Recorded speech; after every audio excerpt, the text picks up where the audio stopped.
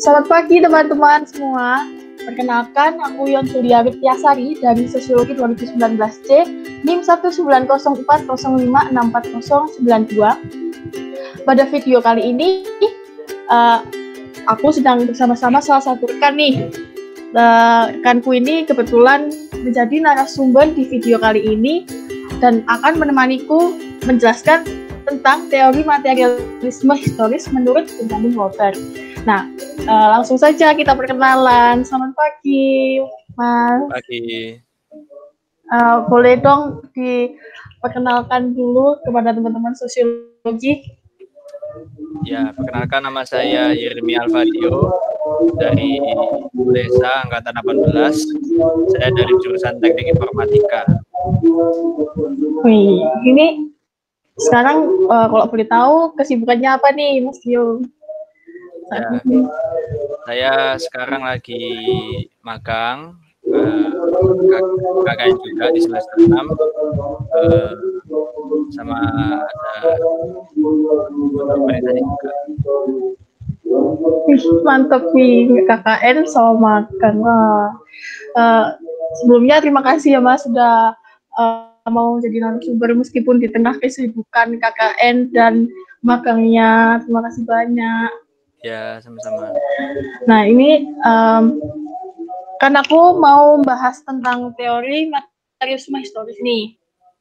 Nah, kalau berarti kan tentang sejarah. Nah, kalau kita sedang membahas sejarah, itu apa sih yang terbesit di pikirannya Mas Dio pertama kali ketika mendengar kata sejarah? Sejarah itu masa lampau. Ya, itu perang dunia ya. Karena itu sejarah banget gitu loh, perang dunia. Apalagi ya dari perang dunia itu ya banyak kisah yang mewarnai kehidupan di zaman sekarang gitu. Jadi sejarah itu menjadi bagian dalam kehidupan manusia, terutama tanpa sejarah kita juga ada apa ya hasil yang muncul di kehidupan sekarang gitu. Jadi ya yang itu perang dunia kayak kisahnya itu loh banyak banget. Jadi di perang dunia itu nggak ada perang juga, tapi menceritakan sejarahnya perjuangan. Gitu. Yang berarti yang terbesit pertama kali ketika mendengar sejarah itu perang dunia ya, yang Mas Dio kesannya Mas Dio terhadap sejarah ini berarti perang dunia. Iya. Gitu. Oke. Terus menurut Mas Dio itu apa pentingnya sejarah? Apa sejarah itu penting atau enggak penting gitu menurut Mas Dio? Sangat penting sejarah. Terutama sejarah itu yang saya katakan di awal tadi, sejarah itu adalah bagian dalam kehidupan kita di zaman sekarang ya. Karena tanpa sejarah kita sebenarnya bukan apa-apa. Jadi kayak kita mewarna kayak murid TK gitu, kayak mewarna gambar yang biasanya kan murid TK dikasih gambar kosongan yang disuruh sama gurunya buat mewarnai kan ya, itu sama halnya kayak sejarah, itu sangat penting gitu. Jadi kalau misalkan kita nggak di zaman sekarang itu kita nggak ada warna dari sejarah, ya kita nggak ada kisah yang diceritakan buat masa-masa yang di zaman sekarang, kita nggak bakal tahu tujuan sebenarnya ada sejarah itu tujuannya buat kedepannya itu apa. Saya ambil contoh kayak ini di Surabaya itu kan ada sejarah apa itu di Hotel Majapahit, ya kan ya? Iya. Itu Hotel Majapahit itu kan awalnya kan benderanya Belanda ditaruh di hotel sana. Nah, akhirnya sama bangsa Indonesia itu akhirnya dirobek kan jadi bendera Indonesia. Birunya kalau nggak salah itu dirobek supaya jadi bendera merah putih.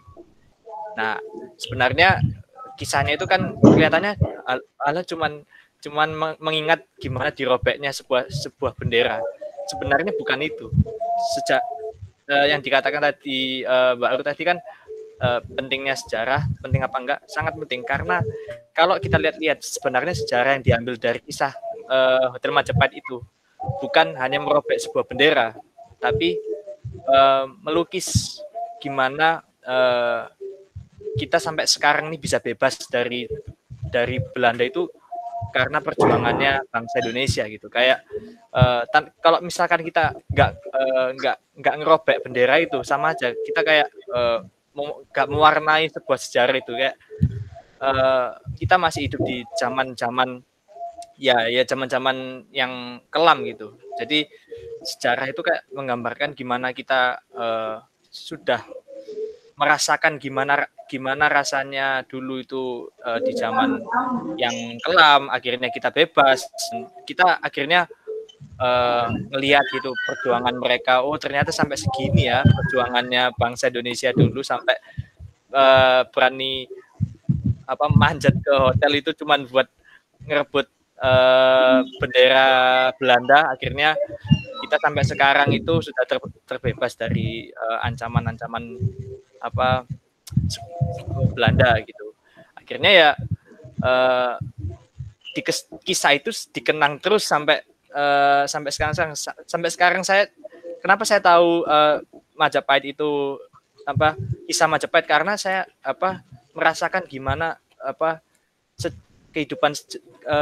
kehidupan sejarah dalam hidup saya gitu. Jadi sejarah itu akhirnya ya sampai kapanpun ya saya paham sejarah itu dari kisah-kisah makna dari makna yang telah dilakukan oleh para perjuangan Indonesia gitu. Jadi ya sangat penting juga buat saya, terutama itu juga menggambarkan tujuan maksud dari bangsa Indonesia yang bukan hanya membebaskan dari penjajahan, tapi memberikan memberikan perdamaian buat kita supaya di kehidupan kita yang kita jalani ini kita bisa belajar bagaimana kita cara berdamai dengan orang asing gitu kan. Kalau misalkan kita masih dalam hidup penjajahan ya pasti kan kayak kita loh ini orang Belanda, jadi kayak kita ada kayak tendensi gitu kan, jadi kayak ya akhirnya kita nggak bisa ngerti gitu, maksudnya ternyata selama ini kita itu dibebaskan dari Belanda supaya kita bisa menjaga perdamaian ya, kita saling menghormati orang lain termasuk warga asing juga kan. Di zaman sekarang Surabaya kan saya ambil contoh di Surabaya kan juga ada warga asing yang sering berwisata ya. Saya menghargai mereka karena mereka juga bagian dari kehidupan dan juga ya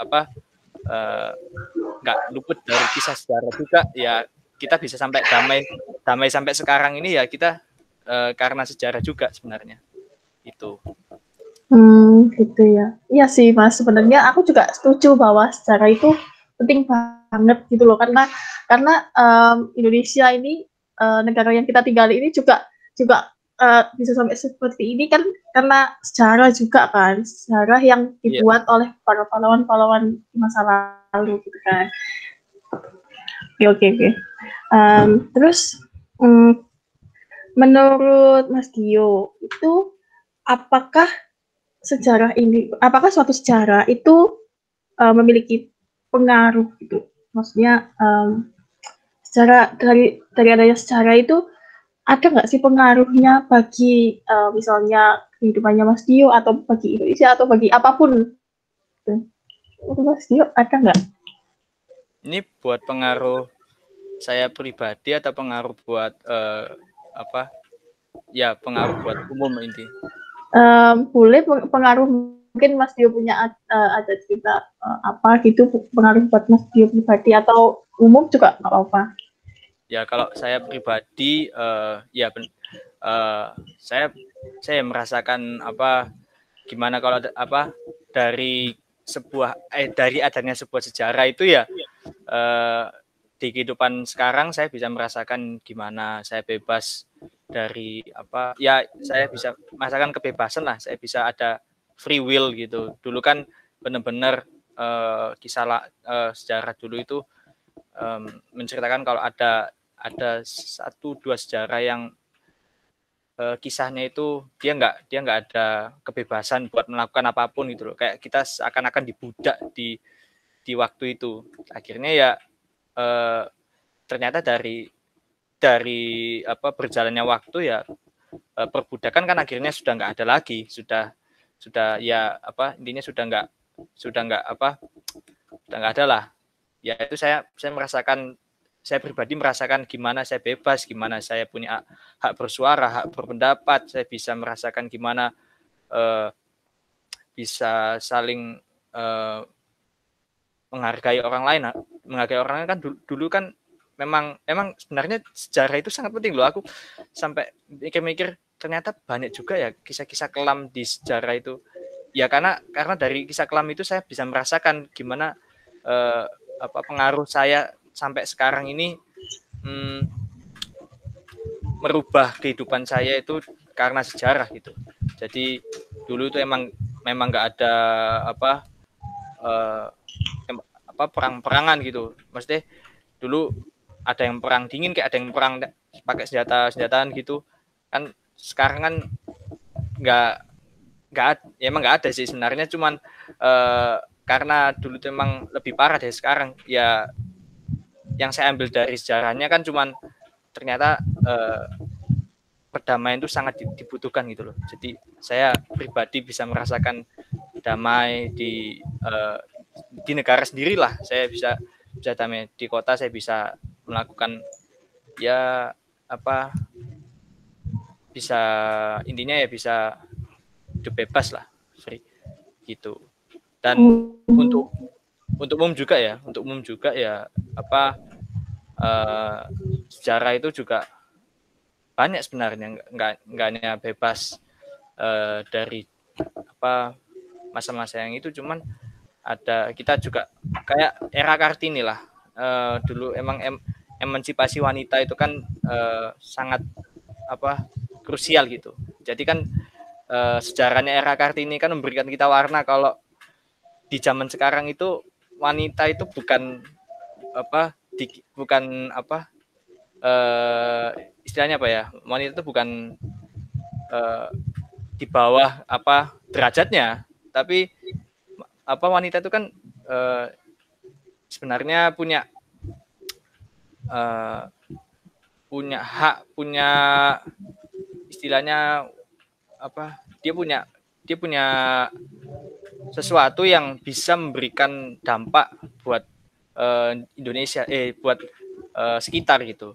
Jadi makanya dari sejarah era Kartini itu saya bisa menangkap bahwa wanita itu sebenarnya bukan bawahan, tapi dia bisa jadi pemimpin. Nah, kayak sekarang kan ada menteri tuh, menteri-menteri kan juga ada yang sudah jadi pemimpin buat negara kayak Susi Pujiastuti kan menteri kelautan. Nah, saya dapat makna dari itu karena dari sejarah era Kartini itu apa yang memberikan bahwa wanita itu sebenarnya spesial juga gitu. Ya, itu buat temen juga sih sebenarnya. Jadi ada banyak hal lagi yang selain sejarah era Kartini, mungkin ada juga kayak sejarahnya pendidikan. Itu kayak apa Ki Hajar Dewantara. Dulu Ki Hajar Dewantara itu kita sebut sebagai bapak pendidikan karena dia mengajarkan gimana kita mendidik yang baik, gimana kita menjadi guru yang baik. Ya mungkin zaman-zaman sekarang banyak beberapa ada yang agak sedikit nyeleweng lah mungkin pendidikan. Cuman ya kita balik lagi ke sejarah, pengaruhnya itu pendidikan dari Ki Hajar Dewantara ini kita kan yang seperti dikatakan Ki Hajar Dewantara itu Tuturi Handayani, Ingarso Sungtulodo, Imadio Mangunkarso itu dari kata-kata itu kita sudah bisa memaknai gitu loh. Jadi kita bisa memberikan dorongan, memberikan arahan, memimpin. Nah itu jadi sejarah pengaruhnya itu banyak gitu. ya itu sih menurut saya ya.